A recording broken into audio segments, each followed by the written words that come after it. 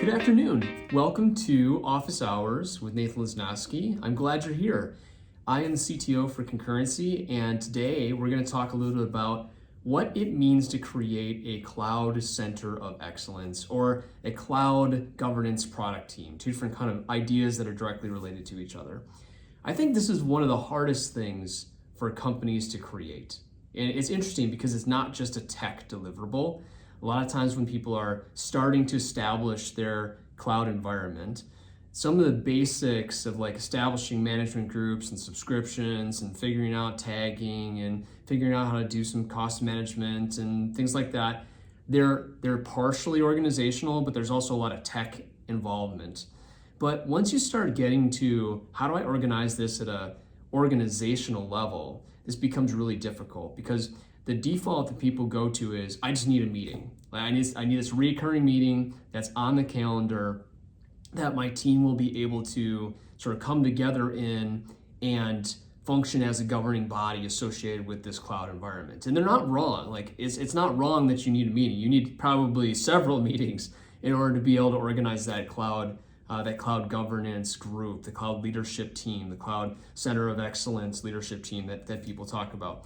But the things that get forgotten when you're organizing that team really fall into four main categories. The first of those is that it needs to represent a cross-functional group.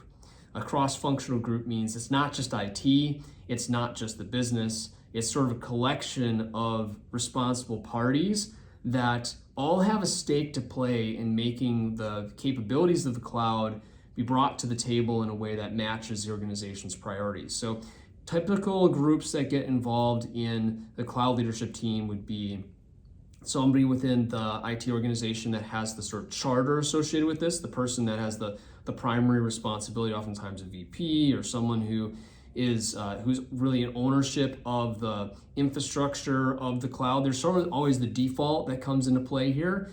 The next person ends up being someone in a leadership role associated with security, oftentimes a CISO or a direct report, someone who has the ability to be able to understand the responsibilities of security as relates to the modern cloud and start talking about how those get factored out in a RACI.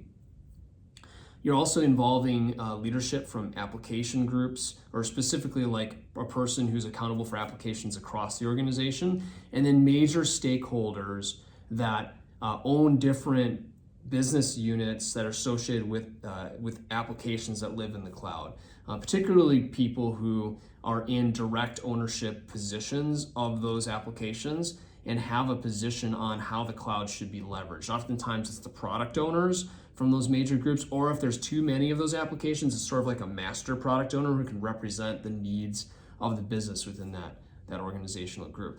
You don't want this to be like 30 people. You want it to be a constrained group that can kind of sit around a table and own, but then dispense across that ownership the responsibilities associated with it and be in a position to be able to go and talk with different other groups within the organizations that are inside their purview. So, for example, you might not have every application group that exists within the business units. You might have a person that represents them, or you might not have all the different IT groups represented. You might have the main pillars like data and AI and infrastructure and security represented.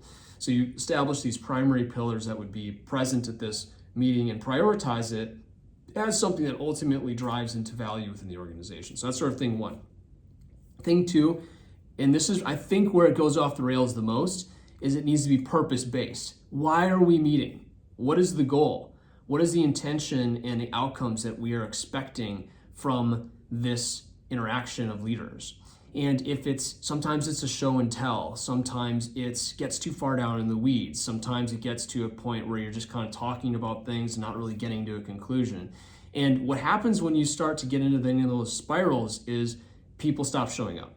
It stops being a worthwhile people's time. You start reestablishing the meeting with new attendees and new people. You're not exactly sure how to get it to a useful state. So the most important thing is that you agree very early on, what is the purpose of us meeting? What is the purpose of us coming together as a group to have just different diverse responsibilities? And ultimately, that purpose needs to be agreed on amongst all parties so they can carry the flag of leveraging the cloud in an effective way forward within the organization.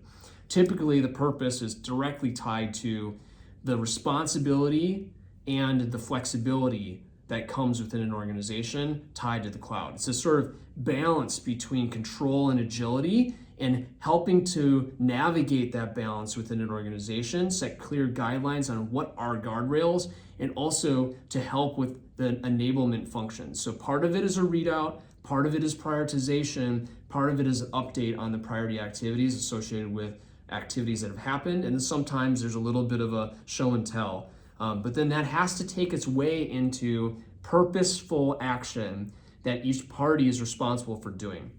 This is not a show up and have things told to me meeting. It's a show up and be actively engaged on some things that are going to be shown me, but also things that will be moved into action and then tracked against that leadership team's accountable responsibilities. The third thing, and this kind of goes to those responsibilities, is prioritization. One of the roles associated with that team is that once a decision has been made on what is prioritized, that's the decision that's been made, and the team needs to support it. That's probably one of the most frequent control issues that exist within cloud governance in general, is diverse responsibilities and diverse input that is not supported once it reaches prioritization. Your goal is to hit prioritization head on, agree that these are the most important things. This is what we're putting at the top of our stack. These are where the other things factor in. If you want more progress, it might mean more budget necessary to be able to achieve that progress, or more engagement necessary across those groups, and then pulling that forward to future opportunities. So one of the most important functions of this group is to prioritize what's important for the organization to accomplish in respect to leveraging the cloud in an effective way, both from a governance standpoint and then through to agility and enablement. So for example, let's say that the prioritization has been really strong on governance and security and standards, but you spent no time on enablement activities. Well, the team would maybe be feeling that. The IT might be like, everything's going great, but the application team might be like, well, it's not going great because I haven't been able to onboard my teams because you spent so much time pausing on all this security stuff that I haven't been able to even do anything. And on the flip side, maybe it's all been prioritization on enablement and agility, but we haven't put guardrails in place, so people are flying off cliffs. So this is a balance, and part of the goal of this group is to be able to navigate that balance and have agreement and support when those types of conversations come up within the organization. So that's number 3. Number 4 is ultimately the racing. Who's accountable for what? And these get very nuanced, because the nuanced part of the conversation is where the rubber hits the road. Let me give you an example from security. So let's say that you now have applications popping up amongst these different subscriptions and environments that teams are owning. What do I do with this? And what is the stake that security has across that estate?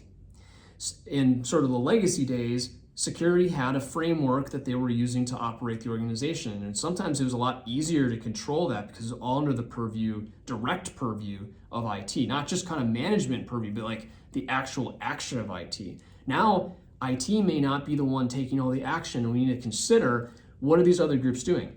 So when they start lighting things up, what does the centralized security team have responsibility for? What does the IT team have responsibility for? What does that separate application team have responsibility for? And how do we make sure that they're all playing their part and hold them accountable to do it? Well, first thing is to agree on what those responsibilities are. That's likely one of the starting points that has been skipped over in your cloud environment, is, have we really agreed on that? Like, have we hit that dead on? Do we know exactly what we're talking about? And have we agreed? Probably not. Can we make that clear for what the responsibilities are? Can we then take that forward from there to reach further agreement associated with those responsibilities? That therein is the critical goal. If you match prioritization with responsibility, then the purpose-based and cross-functional aspects of this work. If you don't match prioritization with responsibility, then you just talked about stuff and nothing really happened.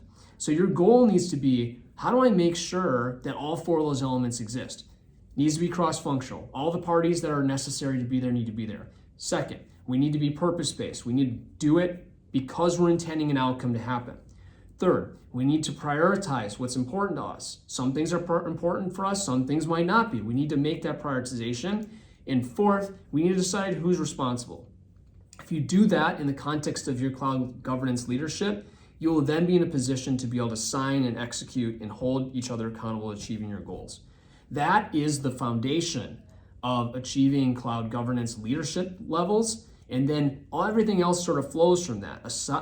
Having a good agreement of what's important to you, being able to assign it, being purpose-based about it, being cross-functional, all ultimately results in having a very intentional based cloud environment. All right, well, hopefully that was helpful for you. This is a starting point for you to get going. I'm really glad you stopped by office hours. You want some more passionate conversations about cloud governance or any other topic, stop on in, we'll talk about it. Thanks.